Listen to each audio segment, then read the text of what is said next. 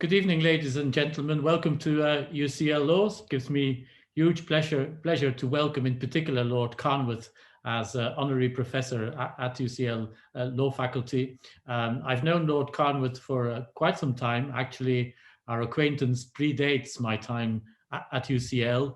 But of course, Lord Carnwath has a long-standing relationship with our faculty and with UCL as well, and particularly with our Centre for Law and Environment. And let me just say a few words about the Centre for those of you who may not know it as well as you might like. It really is a jewel in our crown at the Faculty of Laws.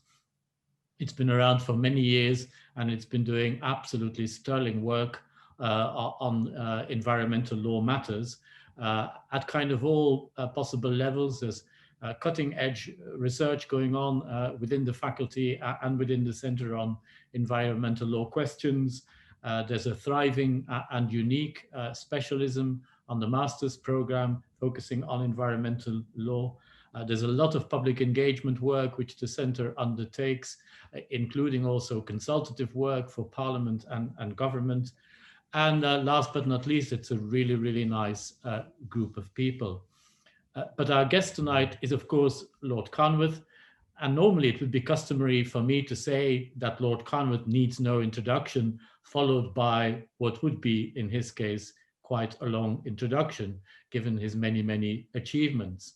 Now, tonight, I really don't need to do this because our Vice Dean Research, Professor Eloise Scotford, is about to start a conversation with Lord Carnwath, which will be about his experiences and the many things he's done in an incredibly rich, distinguished and effective career. So once again, Lord Carnwath, welcome to UCL Laws. Thank you for joining us. Thank you for joining us this evening. And I give the floor to Eloise, who will start the conversation. And I will just try to go off video now. And thank you for joining us. Thank you very much, Pete. It's my absolute pleasure to have this conversation with Lord Carnwath this evening. It's been a real pleasure for the Centre to have Lord Carnwath joining us as an Honorary Professor. What I'm proposing to do this evening to lead this conversation, Lord Carnwath, and I think this is, you're okay with this because I have double checked this with you before this evening began, but in a sense, because you have lived the history of UK environmental law, by talking through the steps you've taken in your career and in your life as a lawyer and beyond that, we will be talking about UK environmental law and the institutions and legal practice that involves. So we'll be learning about legal practice and institutions as we talk about your life, and that's the approach I'm going to take. So we'll hear about you and we'll hear about environmental law at the same time, and then we'll delve into a little bit of talking about the Supreme Court at the end and the future of environmental law. So I wanted to start by going back to your life as a student, because we do have, I know, quite a lot of our students and some students from other institutions joining us this evening.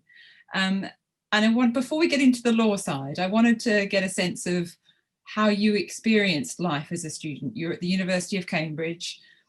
Were you a conscientious student? Were you always in the books? Did you get involved in student politics? Were you a rabble rouser?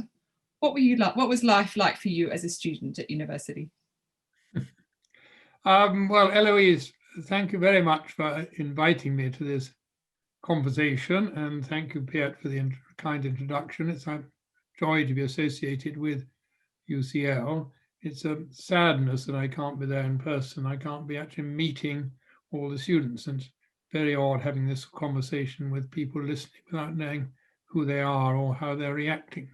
But anyway, we'll do our best. And going back to a time as a student, it's so long ago I can hardly remember. But I don't think I was particularly conscientious.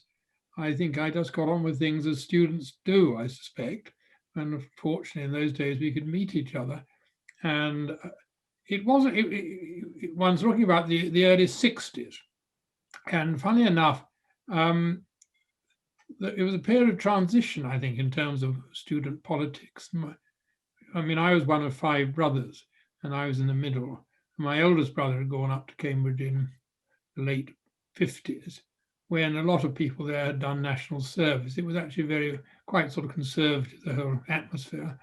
Whereas by the time I got there in the early 60s, it was beginning to unwind, and things were just becoming much freer. People's sentiments were freer, and the Beatles came into being shortly after that. Nothing to do with me, but that was a sort of mood. Whereas my younger brother, who went up in 67, went into a much more politically charged period in 1968, and lots of sit-ins and this sort of thing. But we were a fairly quiet lot. And basically, I mean, I didn't work very hard, but I did a lot of music, I did a lot of sport, and I just enjoyed it. And you've had a real love of music all through your life.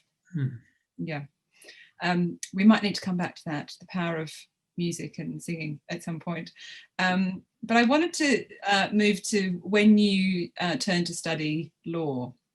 And I mean, I found it not just interesting, but reassuring that you, like many law students, and I include myself in that, found it a very difficult subject initially. I mean, I have these vivid memories of being surrounded by papers in my parents' house at the beginning of my law degree and just not knowing what to pick up, what to write, where to start. I mean, and I find it reassuring that you found kind of getting into law difficult. And I wondered, do you remember kind of how you got through to understanding law? Gosh, that assumes I have. I think if you haven't, we're in trouble. Yes. I mean, I do. I certainly did find it difficult. I'd done classics, and in a way, in those days, classics was quite an easy option actually if you were good at Latin and Greek, which I was quite good at. Whereas when we changed the law, one really had to learn things and study.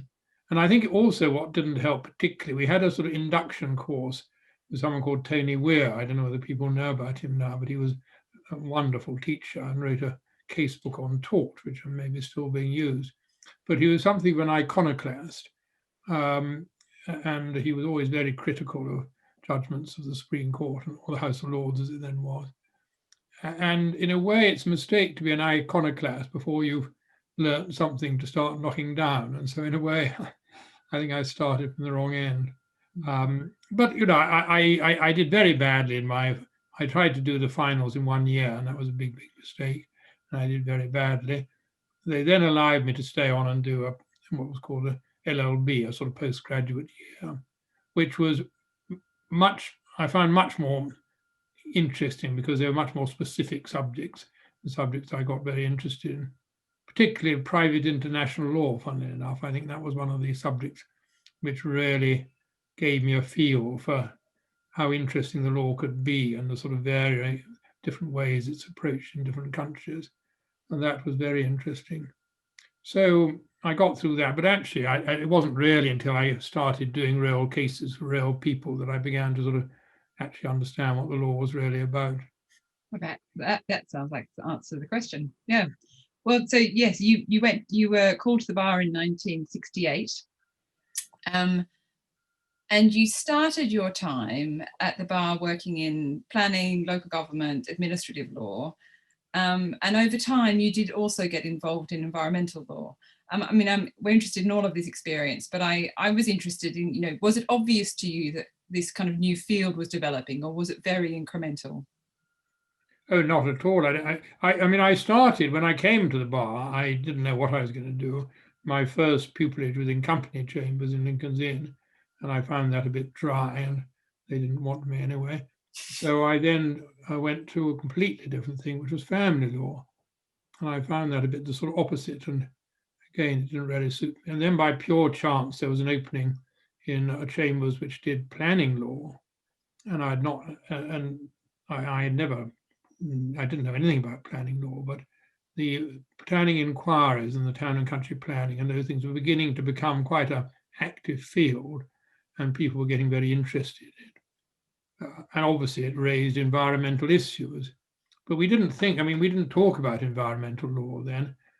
We talked about public health. There was something called Lumley's Public Health Acts, which was a great compendium of all the public health acts going back to the 19th century. And that was really what it was. And it wasn't until I think 1990 we had our first sort of environmental protection legislation. And so it was certainly very much incremental. But most of my work, my engagement with environmental issues was through the planning system and planning inquiries. So that's interesting. There was an element of luck there at the beginning, or chance, would you say? Well, it was chance. I mean, it might have been completely different. As it turned out, it was a practice that I really enjoyed because it sort of combined law and people, but also was in with places and politics. I loved that sort of mix. I thought was very interesting. Well, that's what I mean. It did strike me in the kind of thinking back on your career that you're interested in kind of law and society, and it was through being a barrister where you started to see these connections. Yeah. Yes, very much. And I think the others, because it's not just the planning environmental, it's also local government. And there was some of the most interesting work I did at the bar was really in local government, and particularly in the 80s when Mrs. Thatcher was sort of having great battles about local government spending, and there's a lot of litigation, and the GLC was abolished. Anyway, there's a lot of very, very interesting political battles which were being fought out in the courts. Do you have a most memorable, most favourite brief? What, going back to that period? I didn't warn you about this question. Well, I don't know. I think, I mean, in a way, one of the most fascinating jobs I had was being the being counsel to the Inland Revenue. I was standing junior counsel to the Inland Revenue for 5 years, which was slightly odd. It wasn't really my ordinary field, but I was asked to do it because in succession to someone called Brian Davenport. And one found oneself doing sort of really interesting tax cases, believe it or not, all the way up to the House of Lords. And it covers such an extraordinarily wide range of things. And you know, some of those cases, I mean, for example, I remember the great case of Anne Malalieu, who was fighting a battle over whether barristers' black suits should be deductible for tax purposes, because she said she would never dream of wearing a black suit if it wasn't for her practice, and therefore it's quite totally unfair that she should not be able to deduct him. I mean, I'm afraid she lost that battle, and I, for the Revenue, won it, but I wasn't very happy to win it. But it was a fascinating sort of case.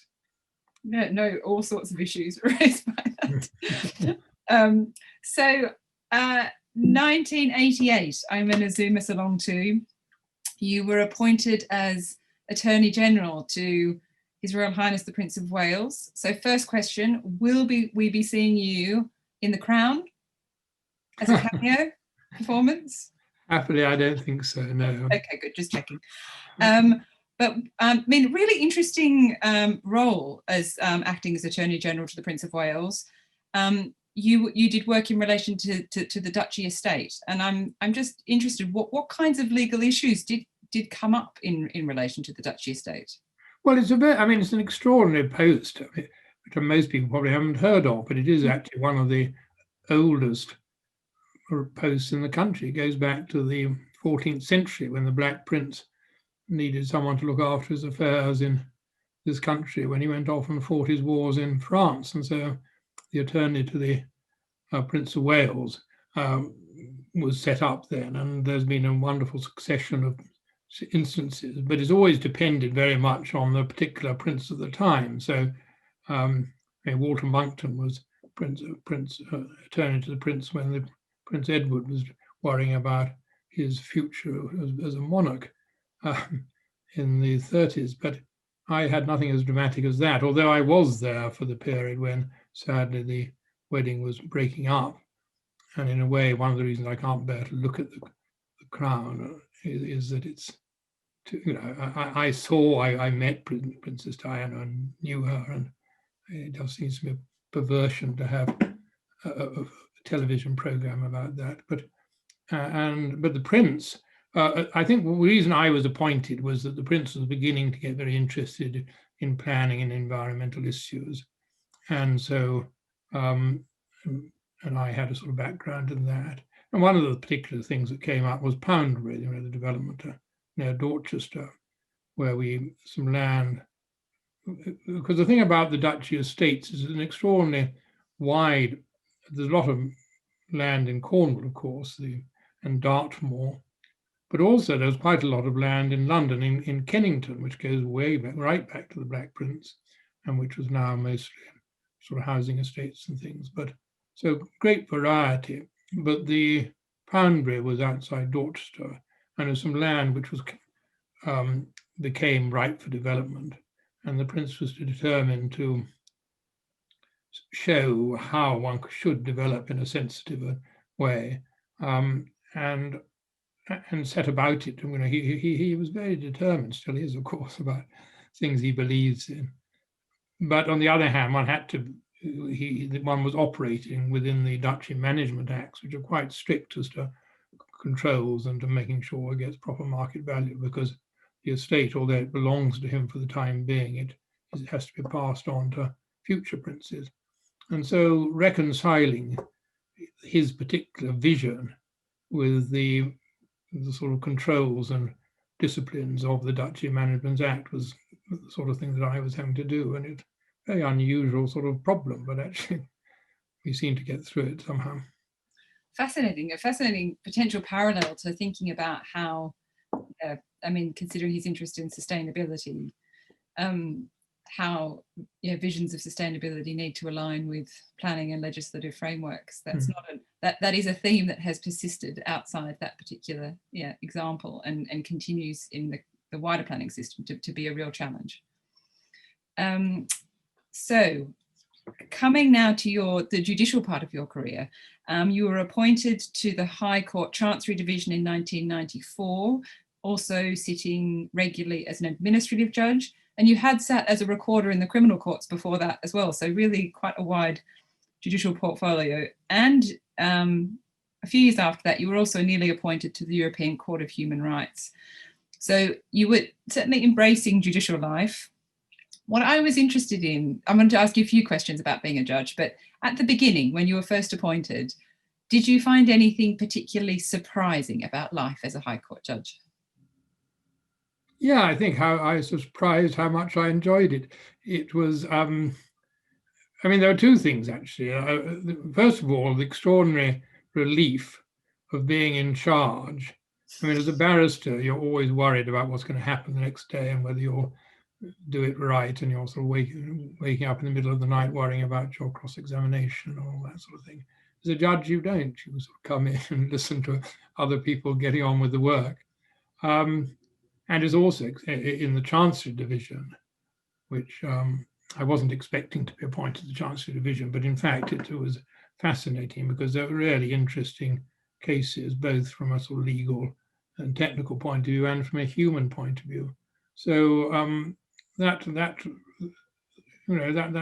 was a surprise to me how much I enjoyed it. The other surprise was actually that the work was, I was rather worried that the sort of one has this image of the Chancery Division going back to Bleak House and all the sort of complexities. Whereas in fact, when I was there, it was very, very relaxed. The whole atmosphere was very, very positive and about actually trying to do justice and manage the case in a sort of sensible, liberal way. Well, that is a lovely insight. It's interesting. I clerked for a judge in the High Court in Australia, and he said something similar to me about the levels of anxiety he felt as a barrister and how he used to feel kind of almost physically sick before appearing in some cases. And that was and it had this great relief when he was appointed as well. It's interesting. Yes, I don't think I was physically sick, and that was interesting. I was, but certainly I certainly felt I'd arrived at where I wanted to be. I was, very happy that I'd made, it's quite a difficult decision to make, but I was very happy that I made it. Well, I was wondering, yeah, my other kind of question was, why did you say yes? Because I know that can also be a difficult question, but it seems that it was something you were pretty interested in doing.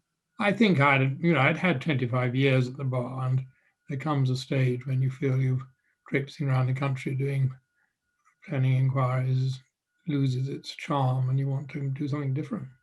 Fair And enough. I think I also wanted, I wanted to do more law. I think I wanted to get more involved in the laws.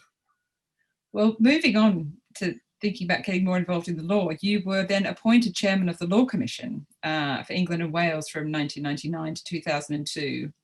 And you worked on a variety of projects: compulsory purchase, land registration, damages under the Human Rights Act, and a few others. I'm interested in any thoughts you have on this time, but the particular question I wanted to ask you was, did you get any insight in this job about ways in which we might resolve the devilish complexity of the statute book? Well, devilish complexity.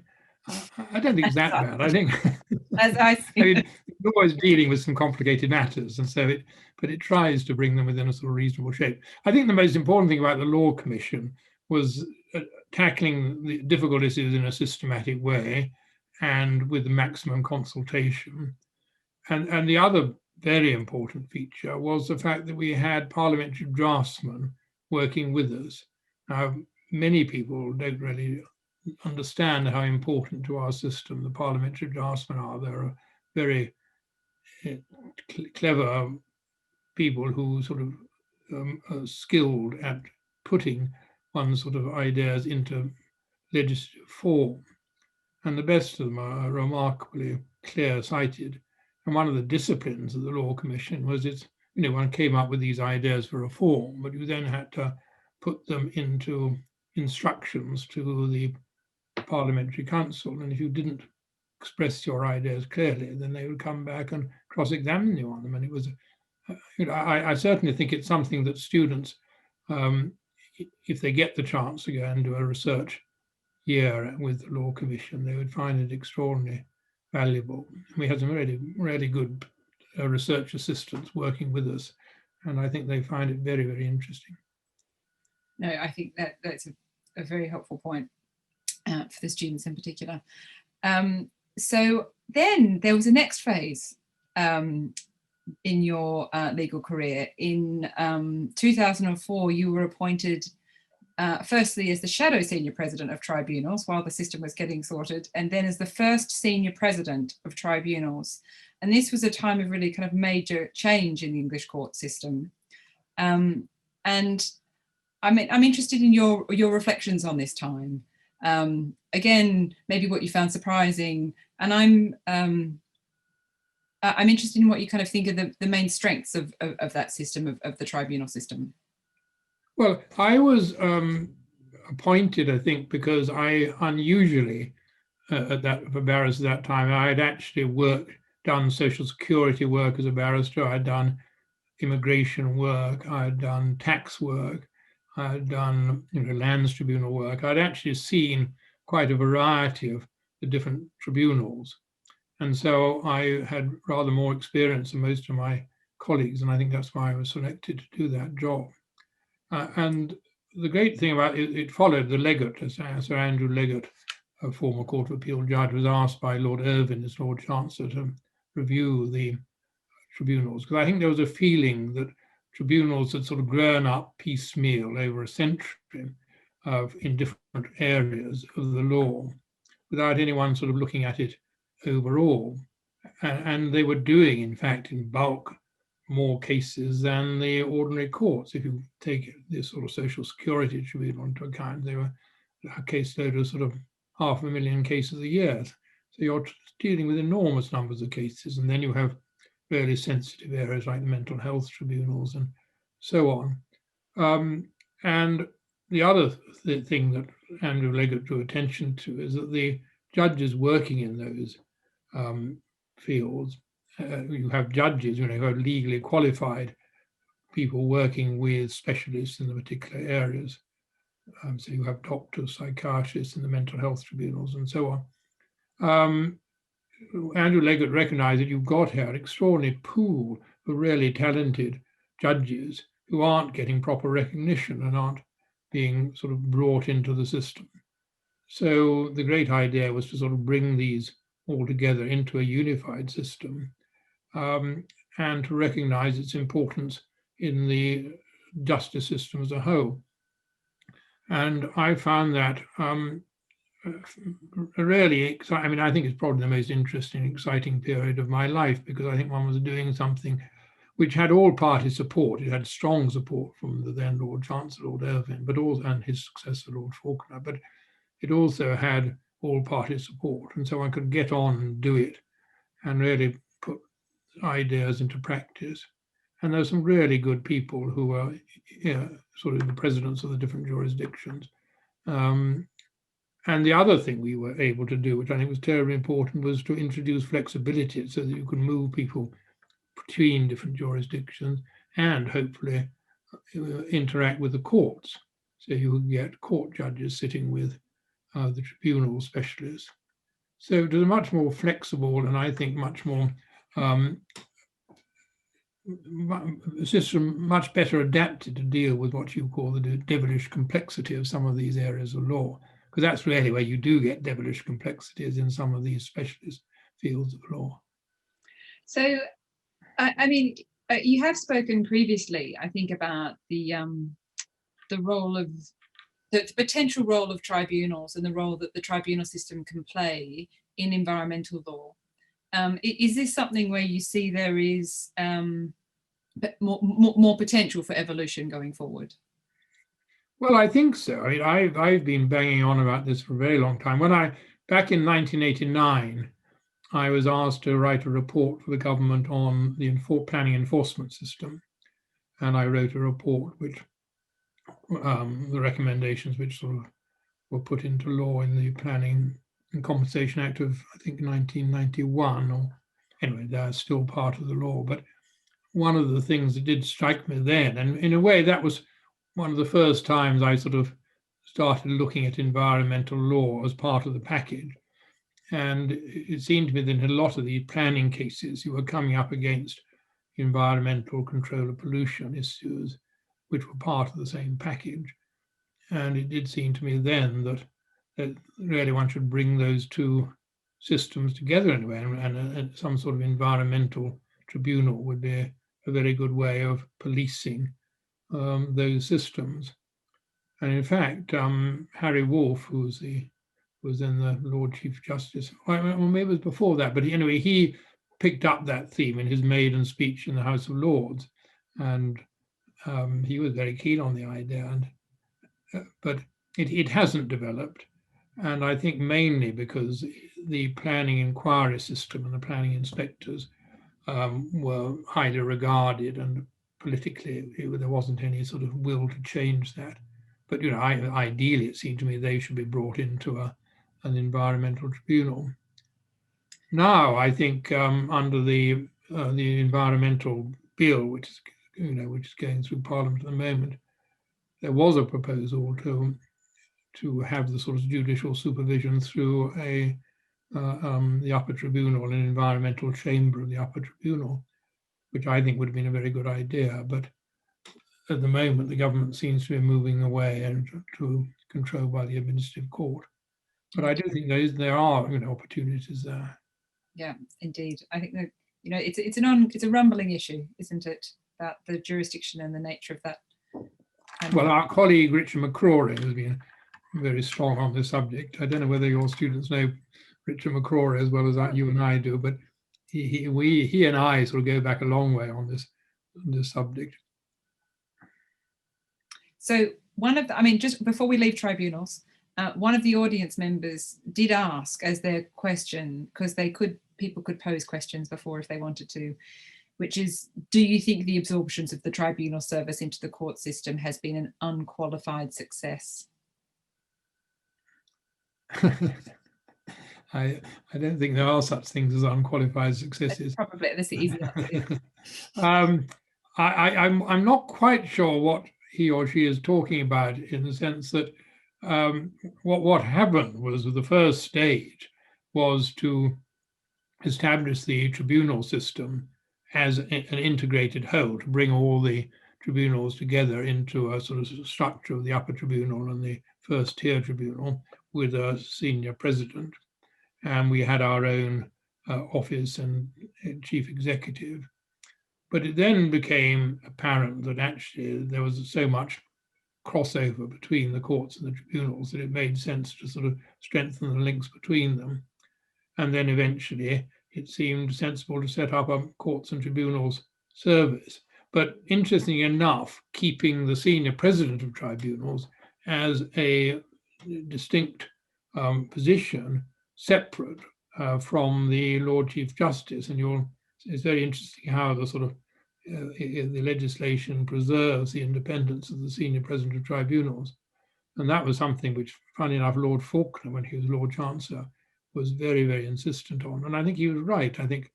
But I think bringing them together, I personally, I think it has been a good thing because it enables you to get flexibility between them and to use both to best advantage. But I'm sure there are issues which people would raise, but on the whole, I think it's been a success. That's very, very good answer, very helpful. I'm going to move you on to 2011, when you were appointed to the UK Supreme Court. So, another big moment in legal history. Had not been a Supreme Court for that long when you were appointed.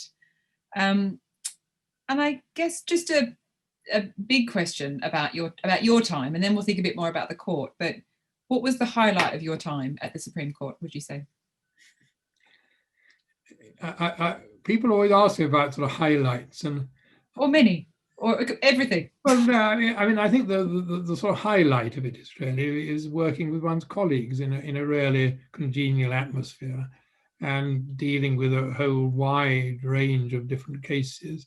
Obviously, I can pick out some cases which attracted particular attention, like the two Brexit cases, but I think it'd be misleading to describe them as highlights. I think the real joy to me of the court was working. Well, it's a very congenial atmosphere. The staff are very supportive. We had judicial assistants. Again, that's something which I think is very interesting for people to do. They were very bright and very good to work with. And my colleagues, I was lucky to have all through my time very congenial colleagues and very few major disagreements. I think that's a really good answer. That's a total highlight, I would say. There aren't many jobs you can say that of, Professor. I'm sure UCL is. UCL is exactly the same. So I totally empathise. It is. UCL is a wonderful place to work as well. I'm going to ask you a little bit more about the Supreme Court, but just in terms of kind of your reflection on your career, the one other question I did want to ask you is, because we as students or academics, the way we've gotten to know you first and foremost is by what you've written and by your judgments, and it's kind of odd how you get to know people, judges, by their names at the top of a judgment, and you kind of have this sense of who they are. But I was wondering, do you have a favourite case or a memorable case that you decided? Well, I mean, there's some environmental ones which I'm sure I had a particular interest in, the sort of planning ones and the environmental client earth case, for example. But I think one I would mention, which I mentioned the other day when I was giving a lecture on judicial review, was a case which, well, we didn't actually decide it, funny enough. It's a case called Bashir, ex parte Bashir, against the Home Department, Secretary of State for the Home Office. And it concerned a group of Syrian refugees who, back in 98, were trying to get away from Syria, and their boat capsized near Cyprus.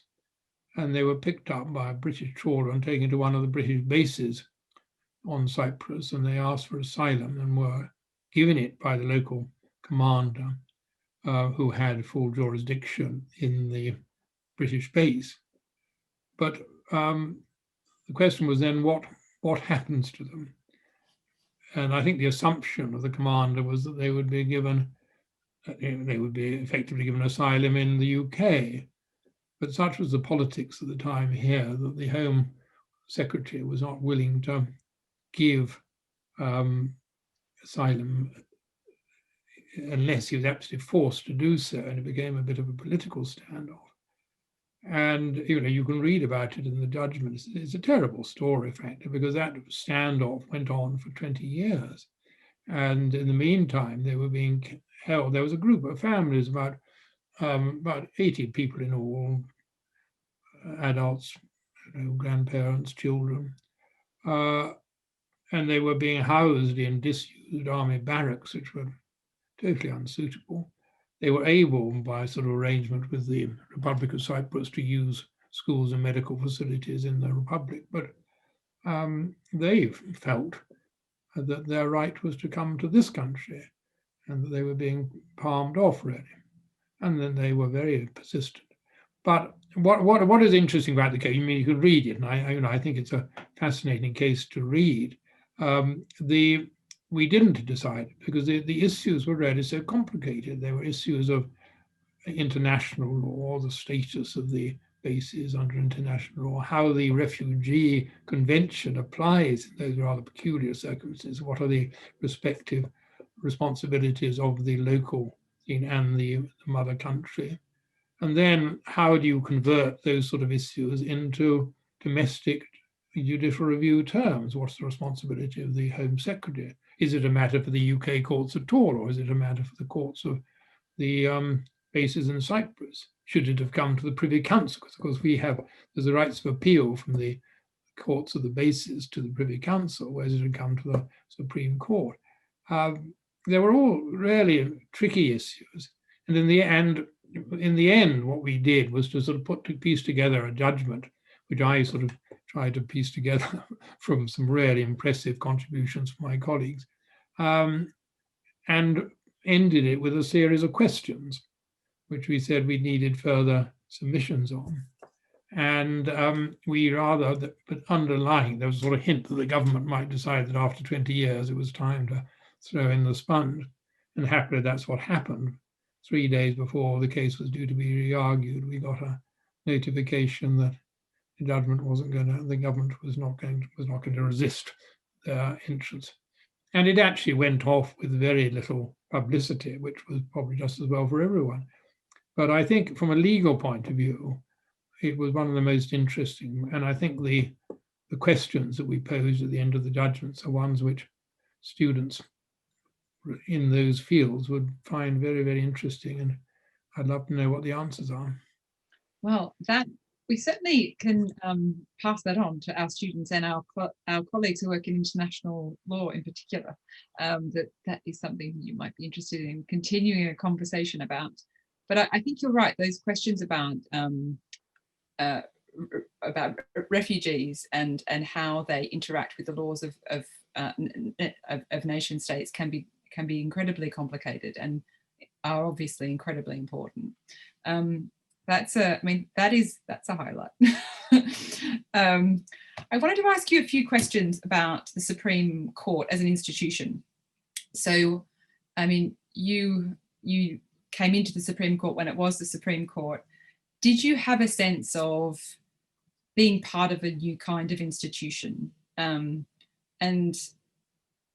what felt to you like a very important feature of that court, being it's a court and a self-styled Supreme Court as you joined it? There's a bit of background. I mean, back in 2004, when Tony Blair, as Prime Minister, suddenly decided that he was going to sort of change the constitution, and he was going to abolish the role of Lord Chancellor altogether, and he's decided to get rid of the House of Lords as a judicial institution. It was rather a shock to us all. And one wondered where it was going to go. But in fact, what then happened was Lord Woolf as Chief Justice and Lord Faulkner as Lord Chancellor sort of spent a period piecing together the Constitutional Reform Act of 2005, which actually I think was a very impressive and remarkable piece of work, because it actually brought together a whole lot of features which are taken for granted in our constitution, and also put judicial training, judicial appointments, judicial discipline on a much better and more transparent footing than they had been. So there were a lot of achievements there. The Supreme Court was a contentious issue. I mean, I wrote an article in the Political Quarterly in 2004 under the title, "What Do We Need a New Supreme Court?" And it seemed to me that it was rather an expensive way of either you wanted to reform it completely and do something fairly radical, or it was also rather an expensive way of replicating the same thing. And so there was quite a debate about it, and I was quite interested in that, even though I wasn't a member of it. But by the time I came there in 2012, as you say, it was very well established. And I was persuaded that it was a very important venture, even though, in fact, not a lot changed in sort of obvious terms from the workings of the old House of Lords. But I think the most important things were the visible and physical things. Actually, I think there was a great argument about where it would go and what sort of buildings. And there was a lot of opposition to the use of the Guildhall, including on sort of historic conservation grounds. But in the end, I think it was a brilliant solution, because it's right there at the heart of Westminster, looking across to the Parliament. It has the Treasury building on one side, the Abbey on the other. You've got a real sort of constitutional hub of the country there, and I think that was brilliant.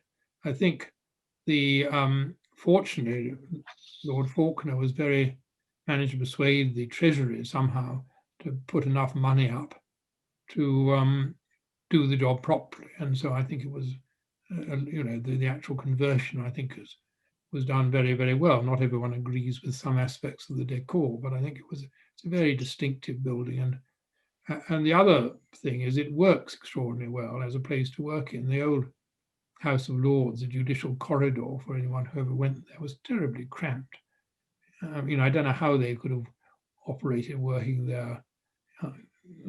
Certainly under lockdown, it would have been quite impossible. But so we had a new court. We had much better facilities. We had the opportunities to meet regularly. And above all, we had the ability to transmit our proceedings so they can be seen by everyone. It's the most transparent court, I think, that exists. I wondered if I thought that might be your pick as kind of one of the most important features, the transparency. It certainly has opened up the court to people in a way that the House of Lords did not have. And that certainly has been a remarkable change, whilst there has been as well continuity with the past. I'm nearly on to some questions about environmental law, and then we're going to open up for questions. But there was one question from the audience, which is a good question. When should a Supreme Court Justice write a dissent? When you don't agree? Well, I mean, in a way, a more interesting question is, when should you write a concurring judgment? I mean, the dissent is obviously when you disagree. I mean, one of the features of the Supreme Court, as compared to the House of Lords, is we start.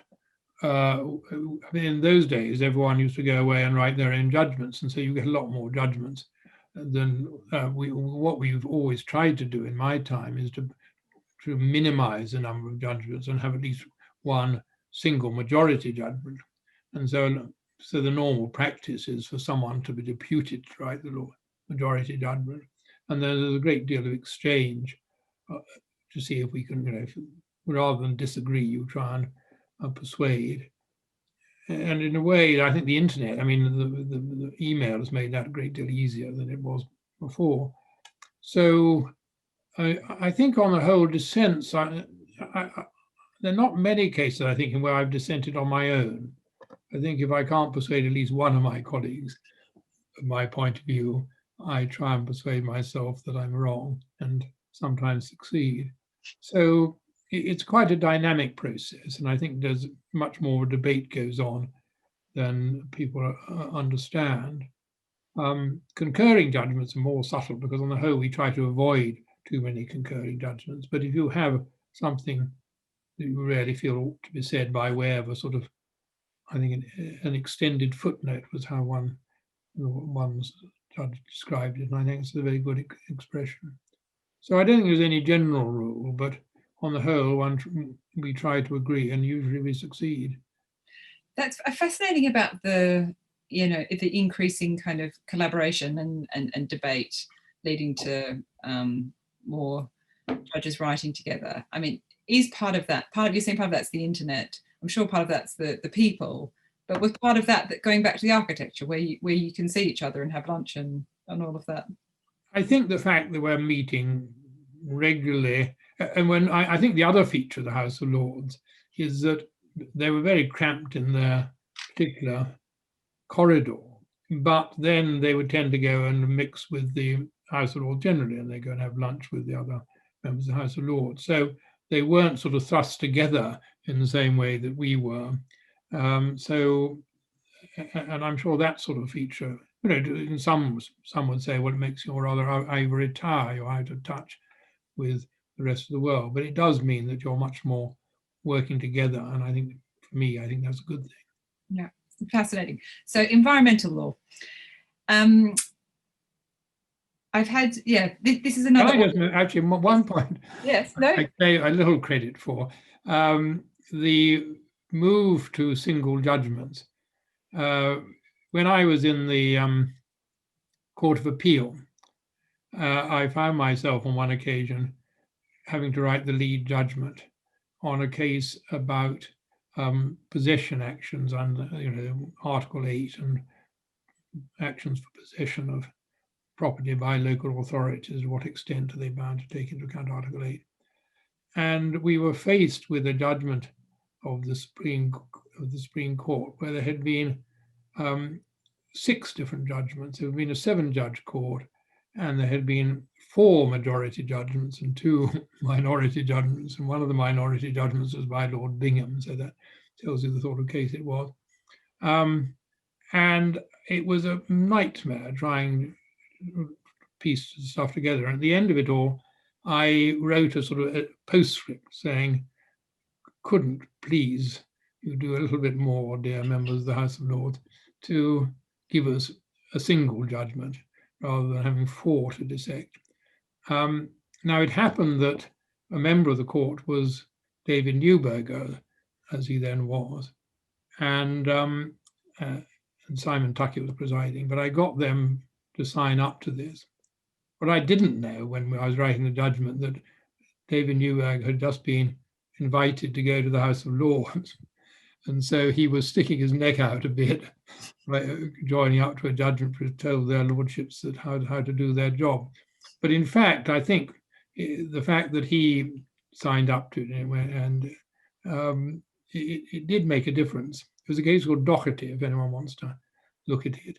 I think certainly under the 3 presidents I've dealt with, Lord Phillips, Lord Newberger and Lady Hale, there's been a very strong push to try and unify what we're saying and to produce a single majority judgment.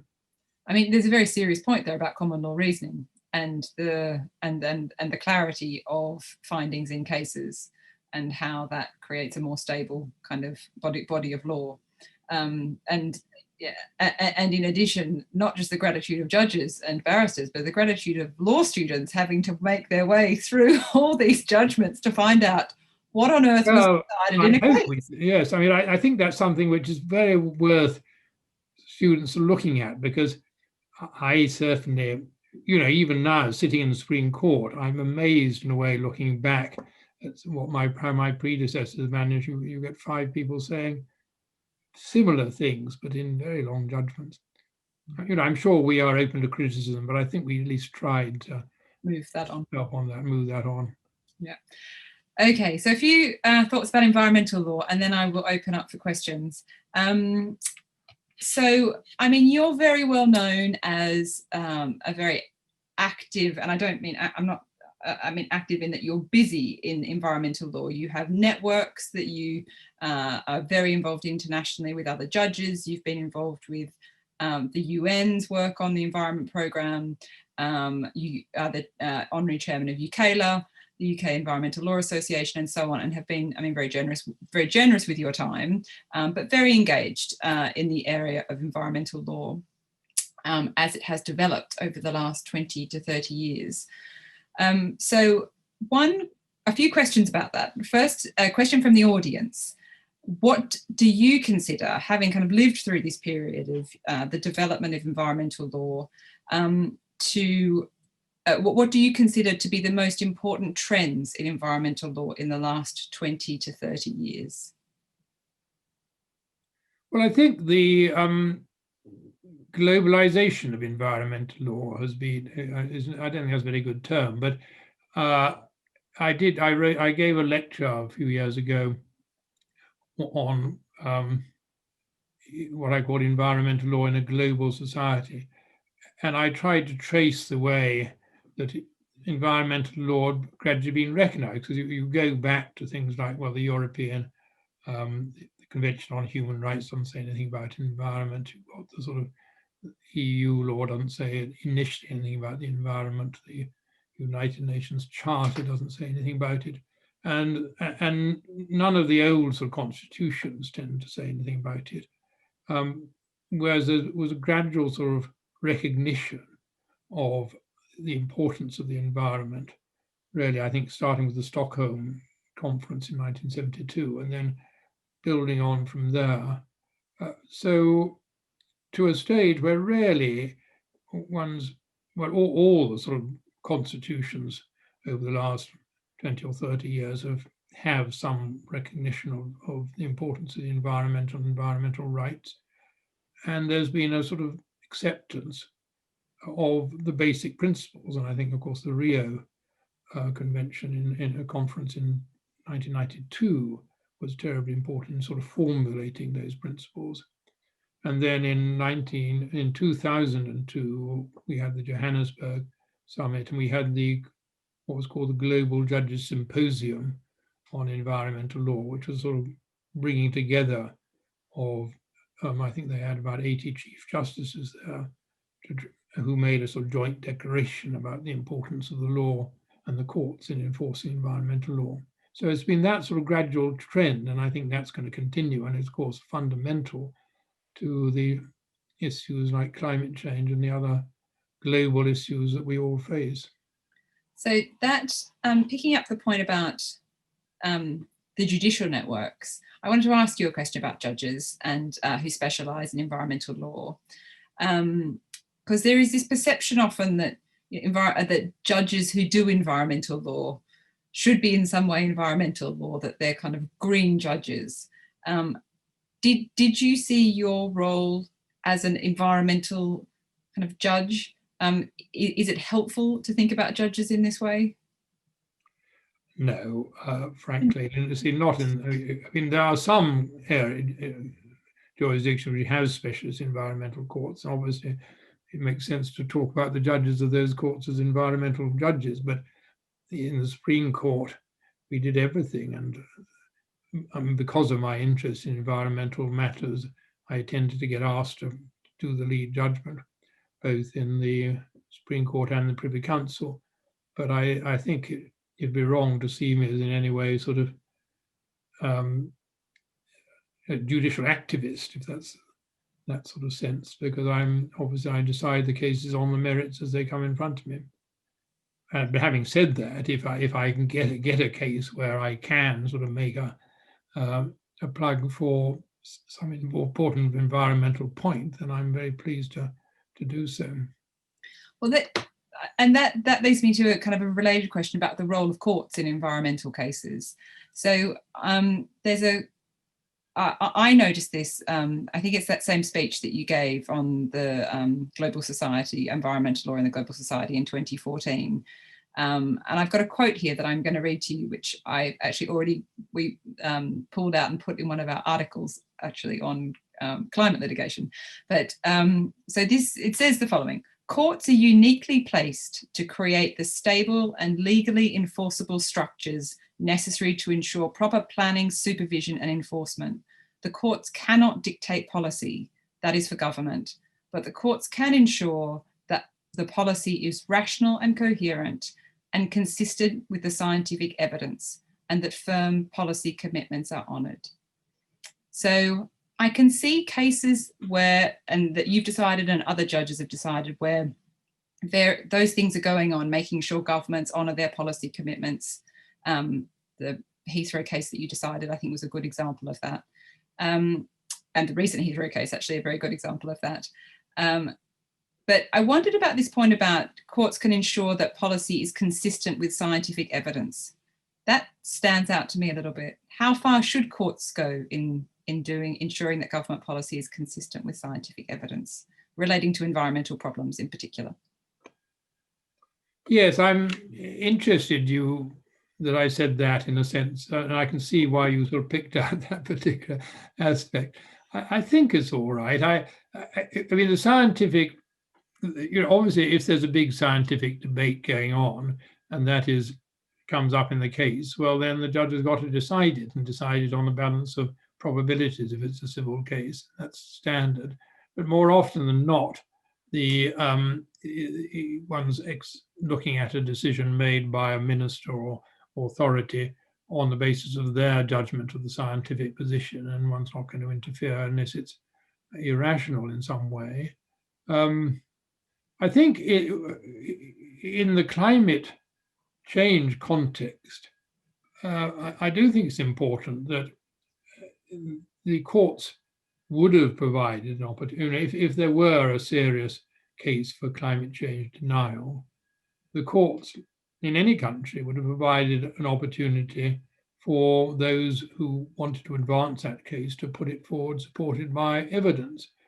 And it's very significant that no one has. And even in the Juliana case, the recent Juliana case in America, where the Court of Appeal eventually said that the case couldn't be brought under the Constitution because there wasn't the sort of legal foundation for it. Even the Trump administration didn't attempt to put up any evidence to suggest that climate change was not a real problem, whatever President Trump has said, informally. There just simply isn't a serious scientific case, and in a way the courts can highlight that sort of question. But I think where the science is genuinely debated, that on the whole, unless the proceedings are constituted in a way which forces the court to consider that issue, as some do, then on the whole one defers to the judgment of the responsible authority. Thank you, great answer. There is a question in the chat on this, on the point about green judges and the role of courts in environmental cases. Justice Brian Preston speaks of the need for judges to have environmental literacy. How literate in this sense is the Supreme Court now you have stepped down? And what does this mean for the future environmental law cases coming before the UK Supreme Court? I think that's giving me an undue prominence. I mean, there's certainly plenty of other judges in the Supreme Court who've done planning. I mean, particularly the two Scots, Lord Reid and Lord Hodge, both have quite a considerable experience of doing planning inquiries and dealing with those sort of issues. But also Lord Sales did a lot of work when he was Treasurer Junior on environmental cases for the government. So I don't think there's any issue there. I mean, obviously, Brian Preston who's a very good friend and I admire enormously, is talking about a quite different type of court, a specialist environmental court. And there, of course, you need, and they're dealing hands-on with scientific and technical issues. So obviously they need to be able to do that. But once the sort of issues we're dealing with in the Supreme Court are much more refined legal issues. Interesting. So on the kind of the big picture of environmental law in the UK going forward, what do you think are the biggest challenges for environmental law in the UK going forward and potentially globally? Well, they're two quite different things. I mean, in this country, our biggest challenge is going to be trying to sort of absorb the consequences of Brexit and make sure that our environmental legislation is robust enough without the backing of the European Commission. There's opportunities for development, but I think that there's going to be a big challenge. And I think the other thing, which unfortunately is very difficult to deal with, is the fact is the differences between the different parts of the UK. I think that the environment was devolved to the different parts of the UK on the assumption that they'd all be parts of a single European system. When they cease to be that, then we've somehow got to find a way of marrying them up, because we are, whether we like it or not, a single environment in the UK, and to have three or four different jurisdictions, I think it is going to be difficult. But globally, I mean, one's got all sorts of challenges. I think they're not really so much for the lawyers as for the world in general, but the law can back them up. And I think I hope that in the context of climate change and COP26 next year, that there's going to be opportunities to highlight the importance of robust domestic legal systems, which means both legislation and courts systems to back that up. And what do you, let's stick with the climate change kind of challenge and the idea of, the importance of robust legal frameworks at the national level. In a sense, there's a lot of work to do globally in relation to that challenge, and that work will be different in different jurisdictions. But we have lots of wonderful students and who are very keenly looking at these issues and thinking, what's my career going to be? What's my role going to be as a young lawyer, or as a lawyer coming out of an undergraduate or a master's program with a real interest in environmental law? Where is my energy best put? And I wondered if you have any thoughts for those. I've got a few specific questions from some of them, but if you had any kind of general thoughts in the light of the challenges we're facing about what this generation of very skilled environmental lawyers, where they're needed. Yes, I think when you're starting in the law, you basically have to get on with whatever work you can get. I mean, you can't be too fussy, and you're not going to solve the problems of the world to begin with. You've really got to learn your trade, doing cases obviously if you have a particular interest and you join someone like Client Earth, you're doing sort of case of environmental kind with them, fine. But I think equally going into the government legal service or working on a local authority planning law department or something like that, you really, I think you've got to start at the grassroots, however much you but meanwhile, you obviously keep in mind the bigger objectives, and there's all sorts of opportunities for pro bono activity in those fields. But I don't think there's any. I'm trouble is that at my stage in life, I'm the last person really to give you advice on how to make at the grassroots level. But you did tell that was when one of the reasons it was so interesting to hear about the beginning of your career is that one of the stories from learning law was about learning to walk before you can run. I mean, that was even there in the and I think that's right for all of us. But also taking the opportunities as they come, I think, was another. And have a job. Yeah, that was so a couple of questions about kind of more specific questions that we've got from various students and people in the audience. One is about ecocide, which is kind of starting to have a bit of a moment again as an issue. There's been academic work written about the idea of ecocide.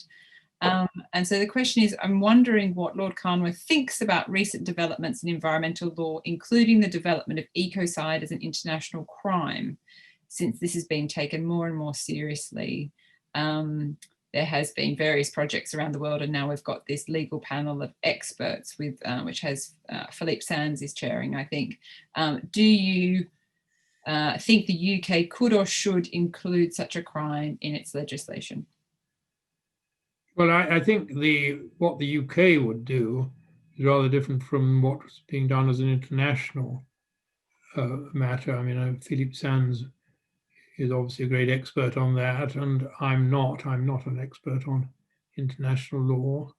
I mean, I think it's certainly something which I'd welcome, because I think there are things internationally which should be made crimes. I mean, because they affect us all. But in practical terms, I'm much more interested in what can be done at the domestic level. I think the whole focus of the Paris Agreement is on nationally determined contributions and making sure that there are national measures in place to make sure that they work.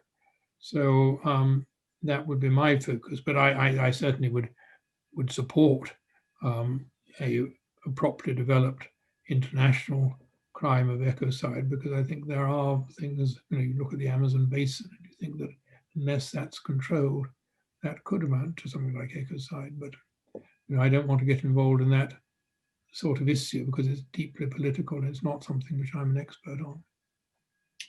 You are, however, not anymore a judge, so you can say what you like about political issues. Yeah, but I like to stick to things I do. I know, I'm not going to push you. So I've got a couple of questions about judicial review, which, as you know, there is a consultation about at the moment. From your experience as a judge in judicial review cases, what have you found to be the main challenges in incorporating environmental law problems into public law frameworks? It's a very broad question.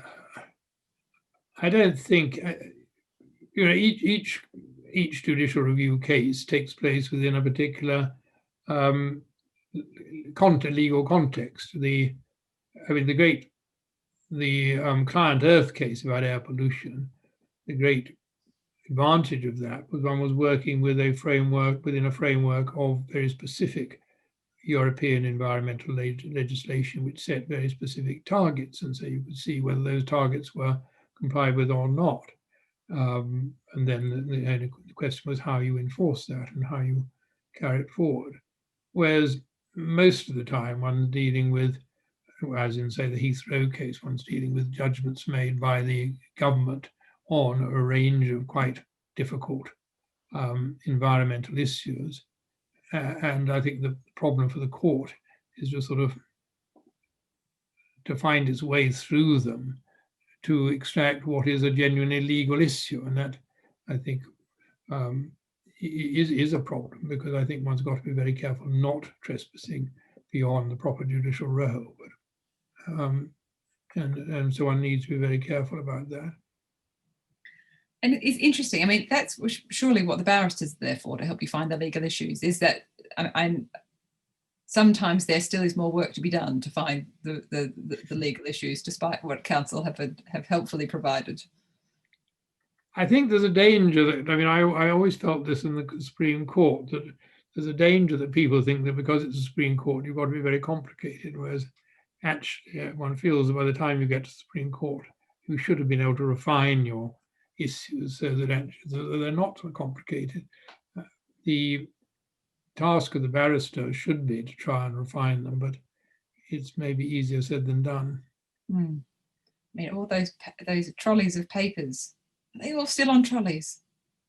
Or do they? Well, we unfortunately in the Supreme Court, I think that's one of the things we didn't crack while I was there, and I hope it is the sort of in a way, the COVID period would have enforced people to do that, because we still had great bundles of authorities and things carted around, whereas most of us were dealing online and all the material is available. So, and I think I tell you, one of the biggest challenges for lawyers generally is how to cut down on the number of authorities we refer to, because I don't know how students manage I mean, in my day, the leading authorities were relatively limited, but now there are so many. And it's an interesting challenge. I mean, it's a challenge for teachers to think of how do you curate a reading list, to say what are the leading things, leading cases, the leading articles, that, because in a sense you are making quite important decisions about what students should be reading. One can't, I mean, I suffered from that when I was a student, these endless lists of cases, which is a symptom of the common law. You know, more cases come over time, and to let those cases go and let new cases be the ones that you look at is, I think, the big challenge for the common lawyer. And we could be kind, we should be kind to our students, and barristers should be kind to their judges, I think, is what we're agreeing. Okay, so I've got a couple more questions. We've got, I think, 15 more minutes if you've got the stamina. I know you've got a drink, Robert, which is great. Well, that's run out of my drink. So okay, you've run out of your drink. My wife is making noises in the background, so we may. We have a few more questions. I can see the questions that are coming in the Q&A box. If people have any more questions, do put them in the Q&A box, and I will pick them up. The first one, oh no, okay, we've got a few coming in. I wonder if you can comment, thank you for the discussion. I wonder if you can comment on whether the scope of the reviews of judicial review and the Human Rights Act could risk leading to additional restrictions on access to justice, including in relation to obligations under the Aarhus Convention. Yes, I'm sort of quite mystified by the two reviews, because the one on judicial review under Lord Fawkes, I mean, it was said to have been it was a manifesto commitment, and it was said to have been a sort of reaction to our prorogation decision, which Boris Johnson didn't like very much. But the way it was set up is actually not designed really to achieve any particular result. I mean, I know Lord Fawkes very well. He's certainly very independently minded. I mean, he's not a public lawyer as such, I think, but he's supported by someone like Carol Harlow, who's a very distinguished professor of public law. But they've been given an absurdly short timescale. They're trying to produce something by the end of the year, and I'll be very interested to see what they come up with. But I'd be very surprised if there's any cutting down of rights under environmental law, and certainly there's no suggestion, I think, that they would do anything to challenge the rights under the Aarhus Convention. I would certainly react pretty strongly if they did. So far as the human rights one is concerned, again, it was only announced yesterday, and I know Peter Gross, the chairman, pretty well. He's a distinguished judge, and no doubt will do a good job. But quite why the government thinks this is the way to do it. You know, if you think there's a serious problem with the law, then you can refer it to the Law Commission, and they can look at it and give themselves time to do so. But it's not quite clear to me what these are designed to achieve. I mean, certainly, if the intention was to do a sort of hatchet job on either judicial review or human rights, these were not the panels to do it, I don't think. Interesting. Apologies, sorry. Not a good time to have a cough. So, another question, which is quite a big picture question about environmental law. To what extent do you see environmental law developing or not in line with a shift in how people understand the environment from something perhaps external and other to something in which humanity is embedded and from which its well-being cannot be separated? For example, in jurisprudence on fundamental rights, as such cases being brought on human rights grounds. It's very interesting hearing these questions, because they're sort of coming at from a completely opposite angle for me. It makes me realize how, I've come at environmental law from a period when it didn't exist at all, and one's seen it evolve, whereas your students are coming from the era where it's very much part and all around them, and they're feeling quite rightly that this is something which is we've all got to involve ourselves in. And I think they're going to be part of this development. I mean, I think a very interesting case is the one that's been brought in the European Court of Human Rights as a sort of follow-up in a way to the agenda to decide to what extent climate change is a justiciable issue under the Human Rights Convention. Because the trouble is that the European Convention on Human Rights was drafted at a time back in the 50s when people weren't really thinking of this. There were far more, other much more immediate issues to be worrying about. So I think it is an evolving period. We'll see, but it's certainly. I mean, I'm not going to miss out with someone who's going to be playing a direct part in that as a judge, but I'm sure your students will, over their lifetime, see a considerable evolution. And I certainly hope that you will too, as in your role as Honorary Professor at the Faculty of Laws. There's more. The career is not over yet. I'm going to finish on. Actually, I've got one more question from the audience, and then one more question from me, and then we'll wrap things up. You've been very good to give us so much time this evening. Thank you. So the question from the audience, which is one of our students, given the climate crisis plus Brexit, how can we ensure that this and future UK governments are held accountable to their legal environmental commitments in a way that is transparent and involves stakeholders, including the public?